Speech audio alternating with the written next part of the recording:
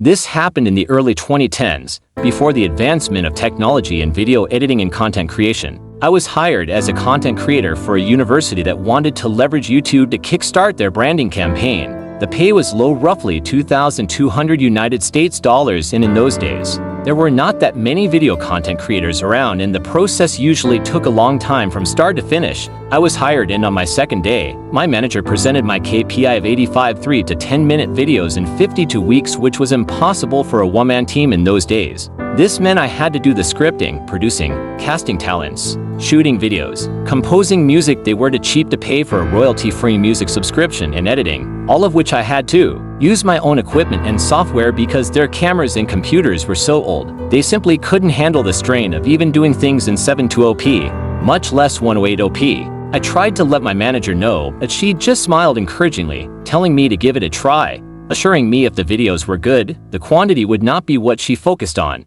Hearing this, I agreed to give it a try.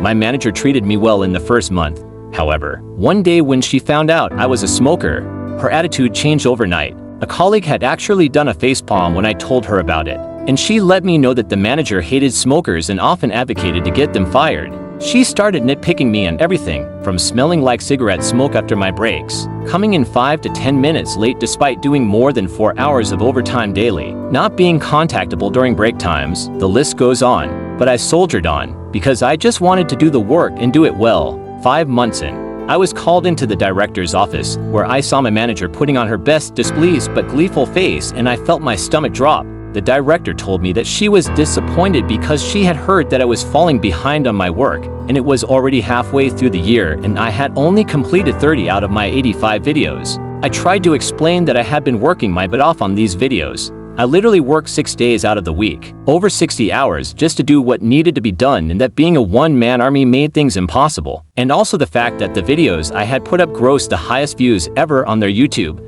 page. I also recounted how my manager said that she was looking for quality videos over quantity. The director dismissed this and stated that the KPI was simply 85 videos in a year, and since it was almost half a year in with my numbers at less than half, she felt it prudent to cut the quarterly. I asked how would they even meet the KPI if they were to fire me. Now my manager had snorted, saying we'll find a professional production house to finish your work. The director had given her an odd look but nodded in her support nonetheless, telling me you don't need to worry, manager will get the job done.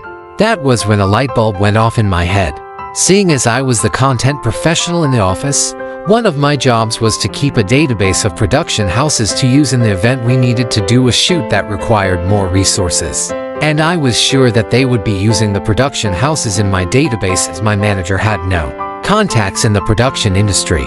So, I changed the contact numbers and messed up all the emails on all of the entries except one. The one, I had a friend working as a junior director, not an assistant director, but a director assigned to smaller video projects.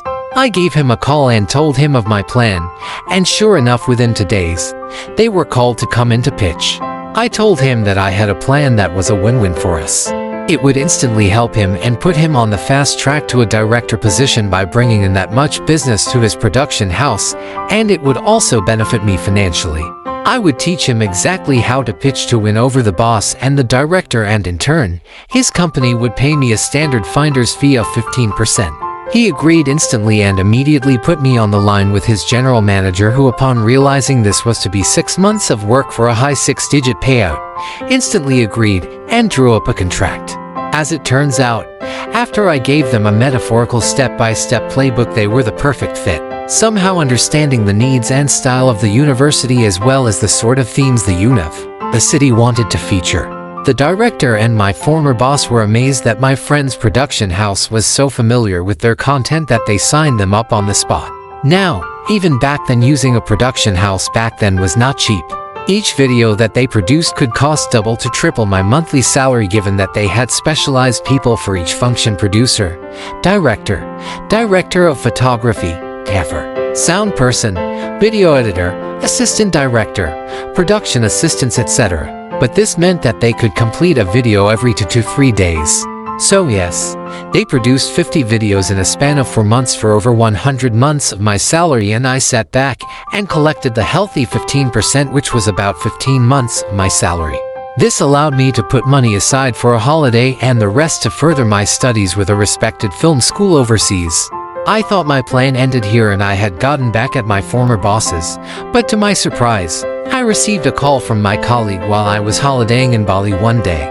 This was the same colleague who had facepalmed when I told her that my manager had found out that I was a smoker. She told me that my former manager had been fired and my director given a massive blasting by the chancellor of the university. The content creation project which I was hired for was only given a budget equating to about a year and a half of my salary, and they had exceeded that budget by over 10 times. My former manager was so desperate to ensure that her content creation project could be completed that she had thrown caution to the wind, paying anything to get the job done so that she could show my director that she had completed the project and had approved the massive spend without getting consent from the director. So that is how I got my friend a super fast promotion to a full director in his production house, and a year of pay after getting unfairly fired from my job.